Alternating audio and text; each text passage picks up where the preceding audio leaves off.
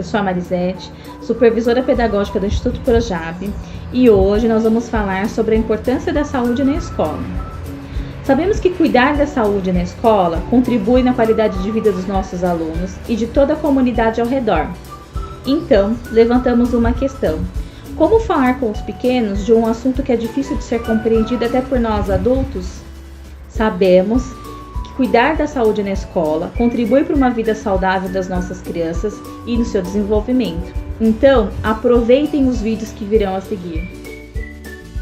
Olá, eu sou a Sheila, também supervisora do Instituto Projab. É importante dizer que na Semana da Saúde não poderíamos deixar de tratar de um tema que tem sido tão presente e triste nos nossos dias: o Covid-19. Sabemos que desde o ano de 2020, o coronavírus começou a fazer parte da nossa realidade, impedindo a aproximação das pessoas e causando muita dor mundial. E a informação é uma das formas de combater a disseminação do vírus. Sendo assim, vamos relembrar com a nossa equipe multidisciplinar alguns itens importantes. Olá, sou o enfermeiro José Augusto. Hoje nós vamos dar algumas dicas sobre as formas de contágio do coronavírus.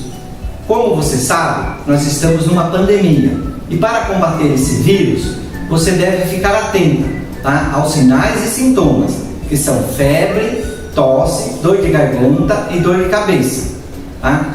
Para a sua prevenção, você deve lavar as mãos, evitar contato físico e fazer uso do álcool gel. Muito importante, não esqueça de usar a máscara por onde você for.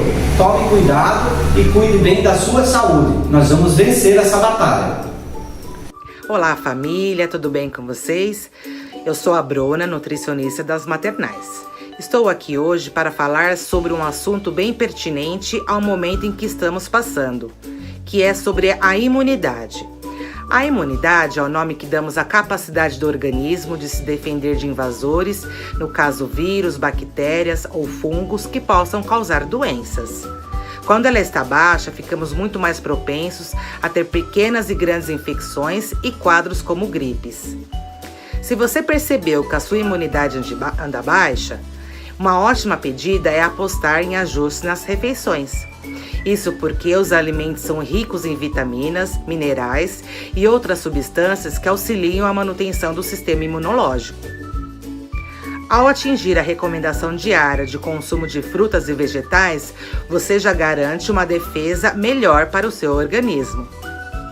Então, devemos consumir por dia 5 porções, sendo 3 de frutas e 2 de vegetais. Devemos consumir as frutas cítricas como limão, acerola, laranja, maracujá, onde eles possuem antioxidantes que aumentam a resistência do nosso organismo. Vegetais verdes escuros como couve, espinafre, brócolis, que são responsáveis na formação de glóbulos brancos, também pela defesa do organismo. Alimentos ricos em zinco, que são nutrientes que combatem os resfriados, gripes e outras doenças do sistema imunológico, que possuem nas carnes, cereais integrais, leguminosas como feijão, lentilha, grão de bico. As oleaginosas, que são ricos em zinco, que são as nozes, as castanhas, as amêndoas. Possuem vitamina E e ela é benéfica principalmente para os idosos, agindo no combate à diminuição da atividade imunológica pela idade.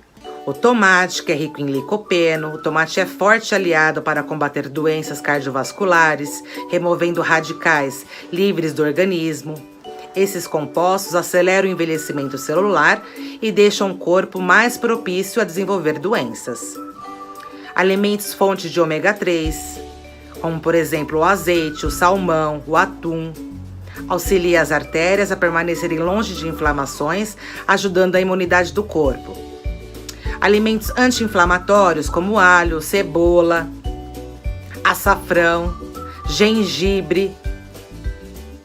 Portanto, vamos consumir esses alimentos diariamente para assim desenvolver uma imunidade boa, para deixar o nosso organismo mais forte e evitar que pegamos aí qualquer resfriado ou até mesmo o Covid.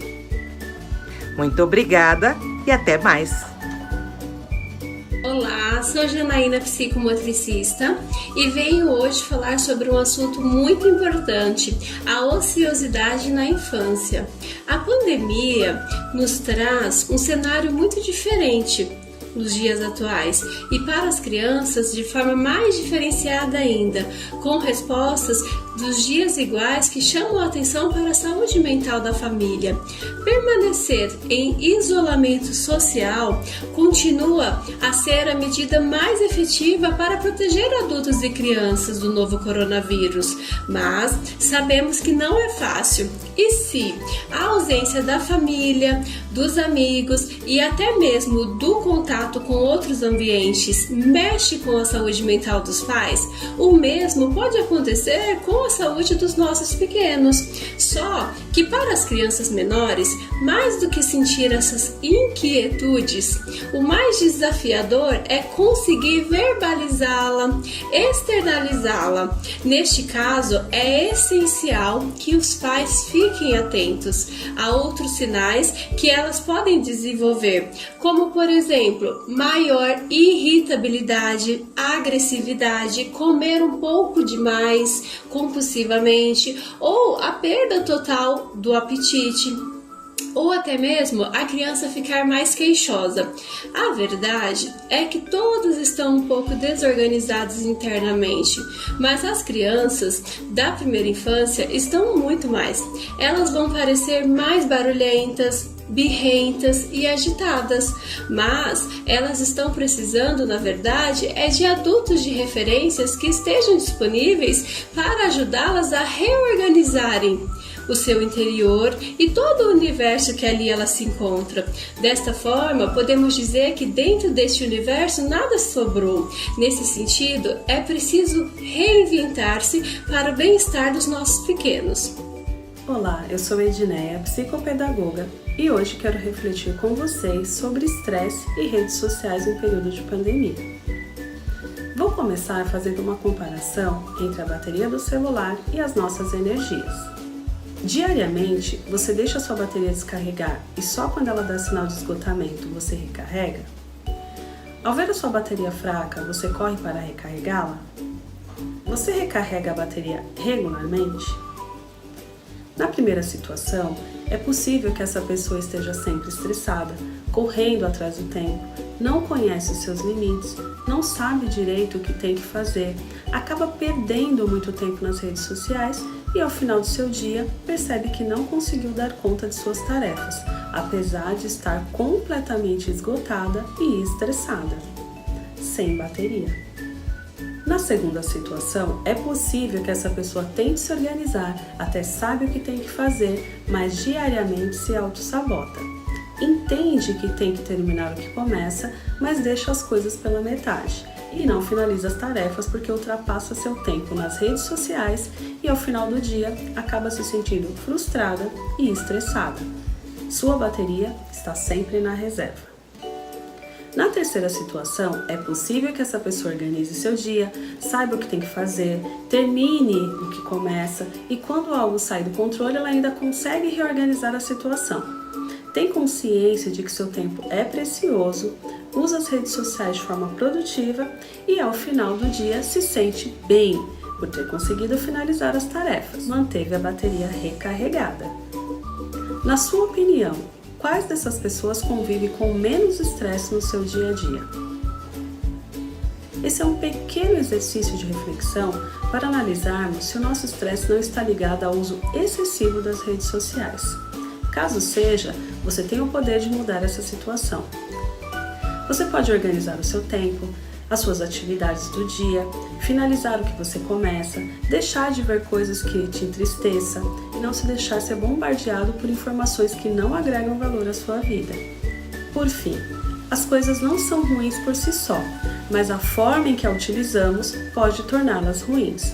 Então, tente usar as redes sociais com consciência e de uma forma produtiva. Esse estresse você pode evitar. Pense nisso. Olá, eu sou a Gisele, psicopedagoga, e hoje nós iremos falar sobre saúde emocional. Aproveito e já deixo um convite para vocês. Compartilhe aqui no chat como você tem se sentido emocionalmente durante esse período de pandemia. Como está a saúde da sua família? Conta e compartilha aqui conosco, aqui através do nosso chat. A pandemia do coronavírus impactou a todos nós em diversos aspectos. Primeiramente, se a gente parar para pensar, houve um grande impacto na questão financeira, uma vez que as empresas, os comércios ou outros tipos de negócios tiveram que ser interrompidos, o que resultou na perda de empregos e falência de empresas. O desemprego ou a diminuição da renda são fatores ligados ao surgimento de sintomas depressivos e ansiosos e até de pânico, devido à incerteza e o medo de não conseguir arcar com as responsabilidades mensais e a necessidade da nossa família. A ansiedade, a depressão, o síndrome do pânico tem se tornado frequente na quarentena e tem sido uma grande preocupação desde o início da pandemia. Desde que o isolamento social foi implementado como medida preventiva contra a nova doença, tivemos aí que nos adaptar a esses novos comportamentos e rotinas. E diante de tantas mudanças, é normal que o nosso corpo, a nossa mente se sintam aí impactados. Porém, para algumas pessoas, essa medida ela significou assim um grande sofrimento. Por isso, muitas pessoas se sentem confusas, amedrontadas, desorientadas, ansiosas, anestesiadas ou tentam manter até o distanciamento emocional, isolando-se. As reações elas podem ser leves e passageiras, mas elas também podem ser extremas, impactando de forma negativa a saúde social e mental. Se você se sente de uma dessas formas que eu acabei de falar, conta aqui pra gente também. Qualquer pessoa está mais vulnerável a reações psicológicas durante a pandemia, o que não se deve de forma alguma ser escondido ou interpretado como vergonha. Os impactos no comportamento podem ser sintomas físicos, a gente sente no nosso corpo, por exemplo, tremores, agitação, dores de cabeça que antes você não tinha, agora você começou a ter, um cansaço inexplicável que você não sabe de onde vem, palpitação, o coração fica acelerado com frequência. Também é comum vivenciar momentos de tristeza, que você não sabe às vezes nem o motivo de estar tão triste, solidão, sentimento de incapacidade, de medo, de frustração, às vezes ter episódios de choro com muita facilidade, alteração no sono, dormir demais ou dormir de menos. A boa notícia é que a ansiedade, a síndrome do pânico e a depressão, elas podem ser tratadas a fim de que você possa recuperar a qualidade de vida. O tratamento geralmente consiste em terapias, medicações que aumentam o bem-estar e hábitos saudáveis de saúde. Percebendo o agravamento desses sintomas, não hesite em procurar ajuda profissional para controlar seus níveis de ansiedade, medos e angústias. Devemos ter consciência de que essa fase ela é passageira e que mesmo de longe não estamos sozinhos. É o momento de nós nos acolhermos e nos ajudarmos. Não guarde os seus problemas para você. Converse com sua família, seus amigos ou com um profissional de saúde. Olá pessoal, meu nome é Fernanda e sou dentista das maternais. Em tempo de distanciamento devido a essa pandemia, não podemos descuidar da saúde bucal de nossas crianças, não é mesmo? Não podemos esquecer de lavar as mãos, sempre e principalmente antes das refeições e antes de escovar os dentes. Estimule o consumo de alimentos saudáveis, como frutas, legumes, cereais, etc. E evite ao máximo o consumo de açúcar, pois ele é o grande vilão da cárie. Escove os dentes das crianças pelo menos 2 vezes ao dia, usando creme dental com flúor. A utilização da pasta de dente com flúor é segura e traz benefícios. Fiquem atentos à quantidade de pasta dental colocada na escova. Até 2 anos, meio grão de arroz. De 2 a 5 anos, 1 grão de arroz. De 5 anos para cima, 1 ervilha. Esse é o tamanho a quantidade da pasta de dente circulada na escova de dente.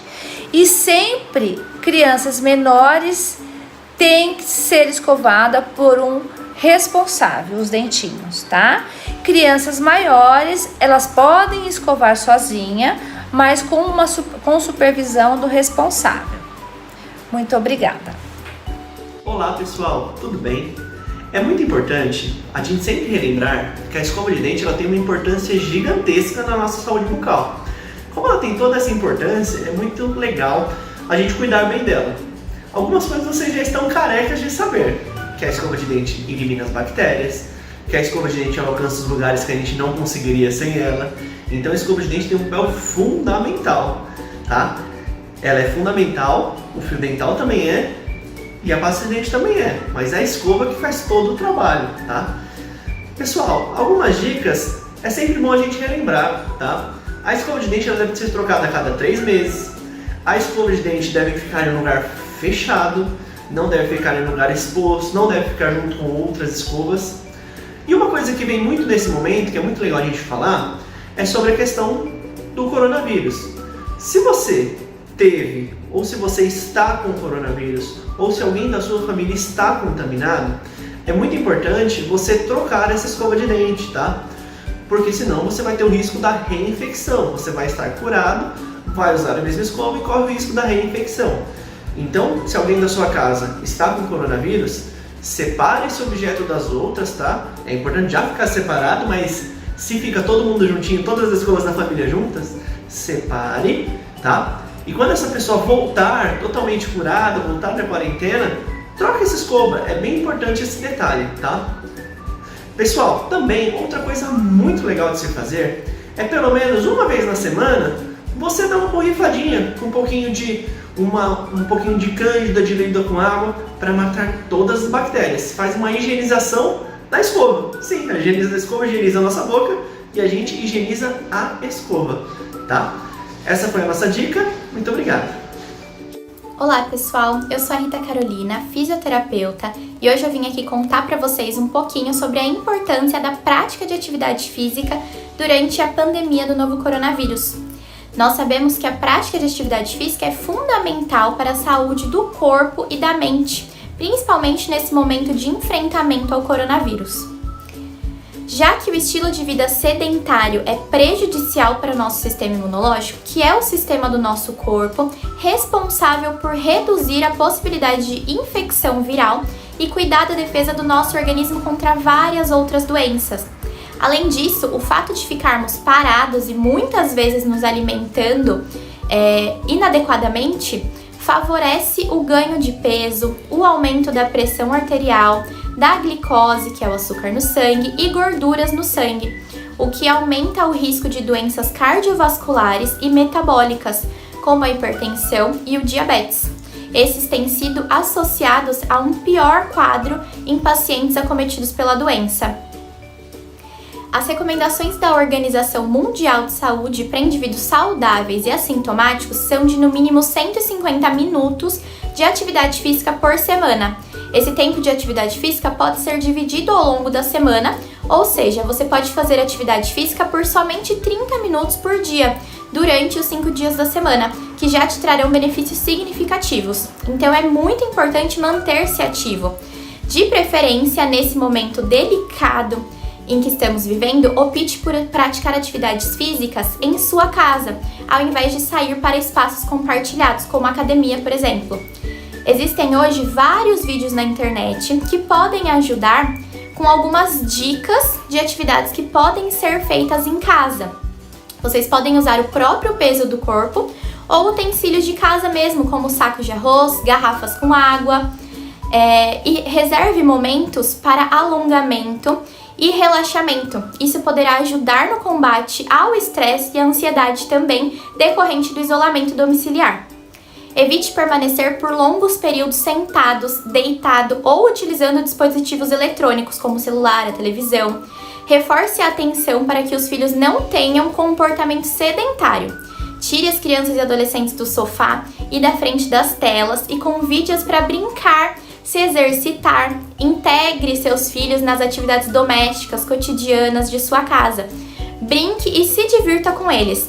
Estamos proporcionando sempre na plataforma digital do maternal algumas atividades interessantes que podem ajudar nesse sentido.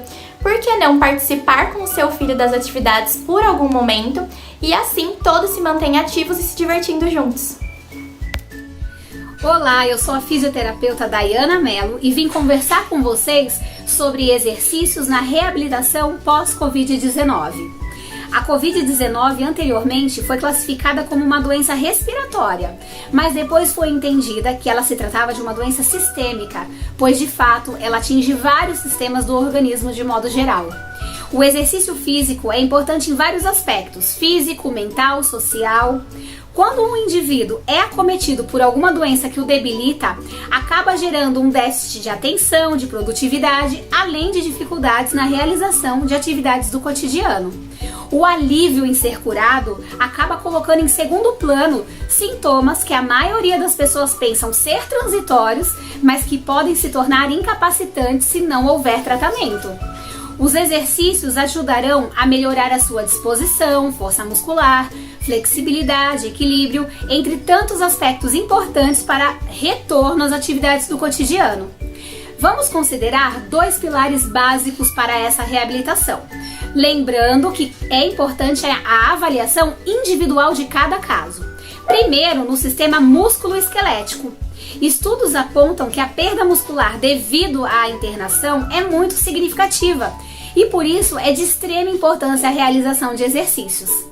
Vamos dar dois exemplos de situação. Se você não consegue ficar em pé, você está semi-deitado, semi-sentado, você pode fazer exercícios nessa posição.